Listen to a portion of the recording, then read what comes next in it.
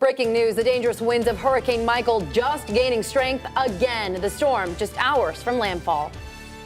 Unfortunately, this is a hurricane of the worst kind. Focusing on the response, officials already preparing for the aftermath of the monster hurricane.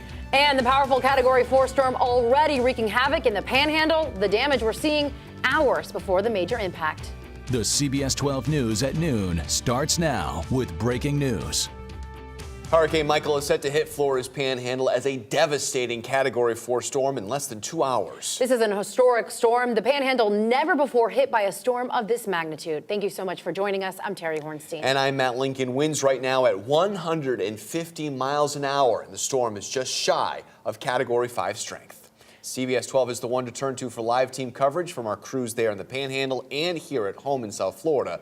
Agencies send aid to our team of meteorologists tracking Michael's movements, and that's where we begin with the latest track. We want to get right out to meteorologist Lauren Oleski. That's right. The National Hurricane Center came out with an update at 11 o'clock like they usually do.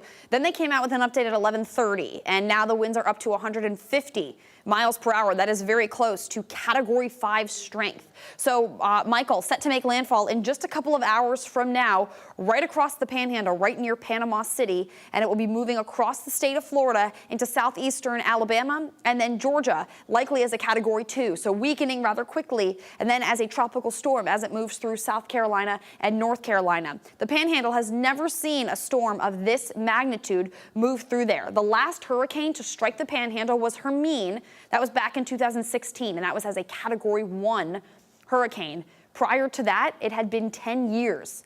So the last hurricane was Hermine, and then before that it was Wilma, way back in 2005. So this is going to be, Wilma was down here. It was Dennis that moved through the Panhandle back in 2005. They have never seen anything like this. Hurricane warnings posted up and down the Panhandle, along across southeastern Alabama and into Georgia. Those tropical storm force winds extend up through the Carolinas, and those tropical storm warnings issued there as well. Apalachicola right now, sustained wind at 49 miles per hour. Panama City, sustained wind at 30 miles per hour. Those numbers will continue to grow. Hurricane hunters flying through the storm right now. We'll take a closer look at the local impacts we're feeling coming up in my full forecast. Matt and Terry.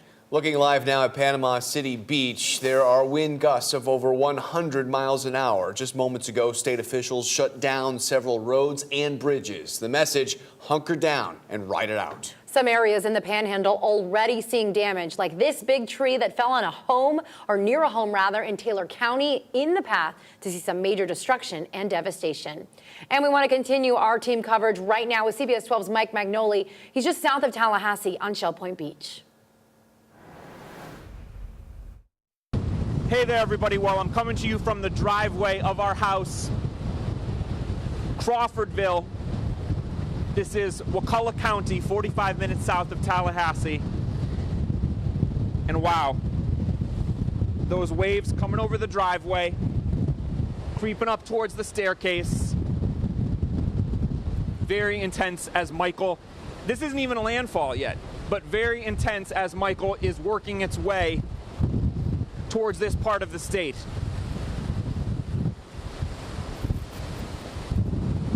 Unbelievable. That one over there, Chris H., can we show him that house?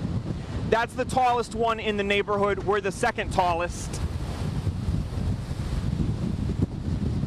Look at this. Unbelievable. Dennis and Hermine were the worst ones, they say, here in recent memory. And in those, the surge did go up to the deck, but the structures here stayed intact. And that's what everyone is hoping for today. Back to you. And take a look at these live pictures right now from Okaloosa Island. You can see here all the heavy surf right now. The storm surge causing the water to creep further and further in. People still out on the beach right now in an area where officials have warned everyone to get out. Thousands of outages due to the storm are already being reported. Right now, crews in our area are hitting the road to help the communities hit by Hurricane Michael in northwestern Florida. CBS 12's Kristen Chapman is live in Jupiter at Florida Power and Light with its plan. Kristen? Matt, crews left from here at FPL just a couple hours ago. Now the company has already activated its emergency response plan. In that plan, they're sending more than 1,000 crew members to help clean up once Hurricane Michael passes.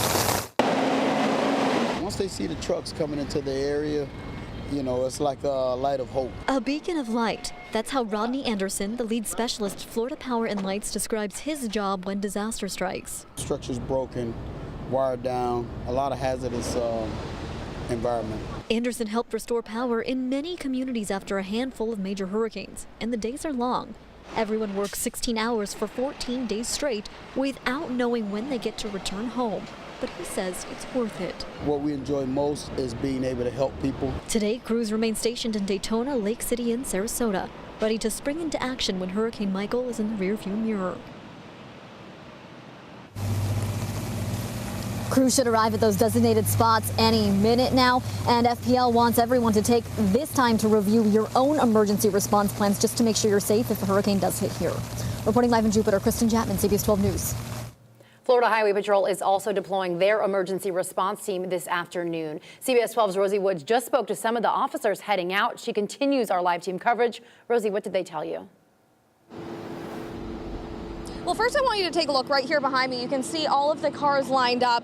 Now, this is FHP's quick response team. They're just getting ready to head out probably in a couple of minutes. And they tell me they have about 33 men and women leaving from this area. Then there's 290 leaving statewide. We did speak to one of the officers from Fort Lauderdale who drove up, starting to prepare to leave earlier this morning. And he told us he's been on many trips like this, but he never really knows what to expect.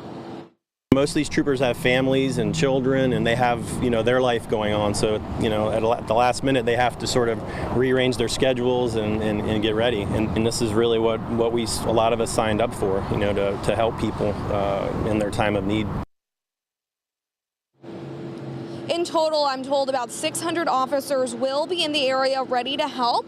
And they tell me they're packed and ready to go for about 2 to 3 weeks, and they don't know when they'll be back. But for now, in Lake Worth, Rosie Woods, CBS 12 News at Noon. Our coverage of Hurricane Michael does not stop here. The Category 5 storm is set to make landfall around 2 p.m. our time and bring devastating flooding and damage in the hours and days ahead. In minutes, we'll see how travel is being impacted by the storm. And the first of its kind, Michael, barreling down right now in the Panhandle. A look at the local impacts that we're feeling right here at home. That's coming up after this break. Way FM, proud partner of the CBS 12 News Network, the one to turn to.